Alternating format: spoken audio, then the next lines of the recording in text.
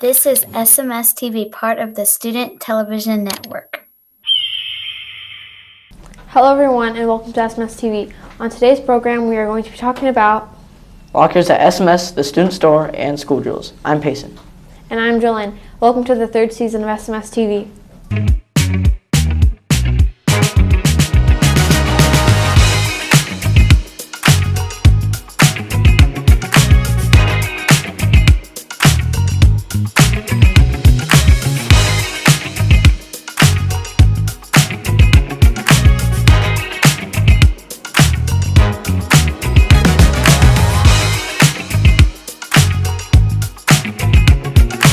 Max, Chris, and I did a story on lockers. This year is the first year I have had a locker at SMS.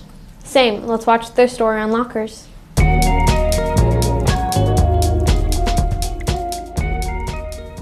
Before COVID, everybody had a locker every year. So the 7th and 8th graders did great with them. They had already had them. The 6th graders would struggle for the first couple of days of school, but then usually by the second week, they'd be ready to go. I think by the time 7th and 8th graders got lockers, it was just routine, so they fared pretty well. It's like another task that I have to do in between classes. I'm late almost every day now. I don't know about others though. Definitely at the start of the school year, there's had to be a little bit of leniency, especially for me. My classroom's on the complete opposite side of the school from all the lockers. So if a student is struggling to get their locker open, it's probably going to make them late to band. So the start of the year is more lenient. At this point, there are very few students struggling to get to class on time though. I try to keep it simple, just my binder and maybe my pencil bag. I don't get to take my bag, so I have to carry a whole bunch of stuff with me. I like lockers because it keeps kids from hauling in these humongous backpacks. I don't have to trip over them. I think it's good to have a secure place to leave things like your phone. If you bring your wallet to school, to have a place where you can lock that up is nicer than having to have it in your backpack all day. My opinion is that they're fun to unlock, but in the beginning they're very stressful. The biggest frustration with bringing the lockers back has just been people going out to their lockers and then being late to class just because it takes them a couple tries to get in. Kids not being able to get into the locker as fast as they want to, or they forget their combinations, and I have the key. And it gets frustrating because they're always wanting the key. The frustrations are like not being able to open them and only having a limited time in between classes, and if you can't open it, then sometimes you're nervous to ask a teacher. I'm not the person to ask that, but you turn a knob and it does stuff. You turn it right. I like to skip the first number 3 times. It always helps. And then go to that number. And then go to the left and skip your number. And then go to that number. And then go to the right directly to your number.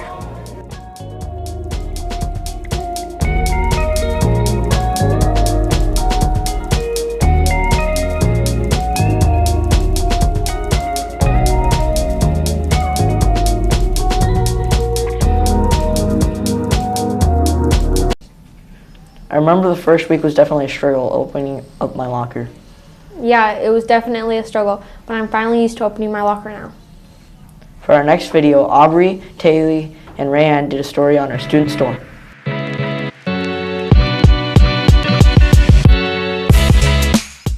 Welcome to the SMS Student Store. We offer lots of different items, including school supplies, stickers, candy, and more.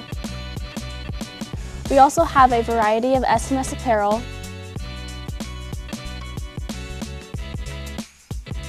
You can purchase these items by using hawk feathers earned from SMS teachers and staff.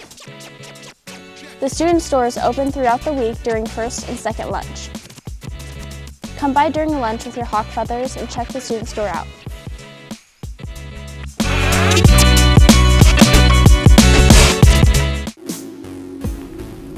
I really need to go check out the student store during lunchtime and use my hawk feathers.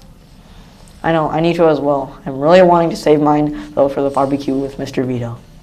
Definitely. Next is our last story done by Jacob and Kevin. They interviewed teachers about school drills.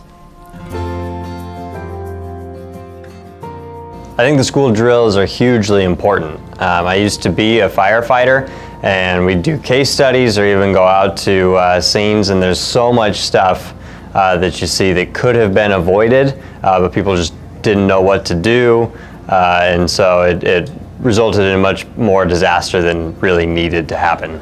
The lockdown drills are an interesting one because it's when I was in school, and I'm sure you hear old people say this all the time, we didn't do, the active shooter thing was not really on anybody's radar, and so it's kind of a new thing, but I think the only thing worse than having to do that drill, of course, would be if that happened and we were unprepared for it.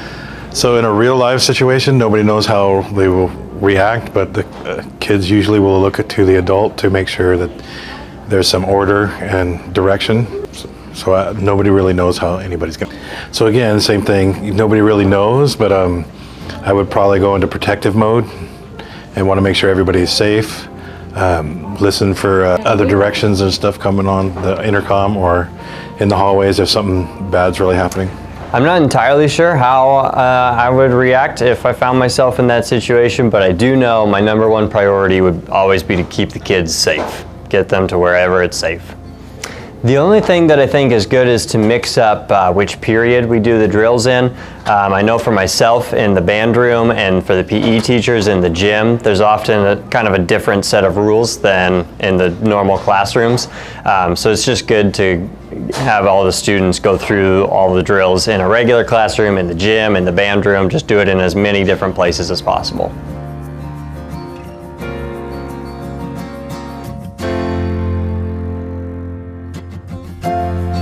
That was a nice video. It is very important that we practice these school drills.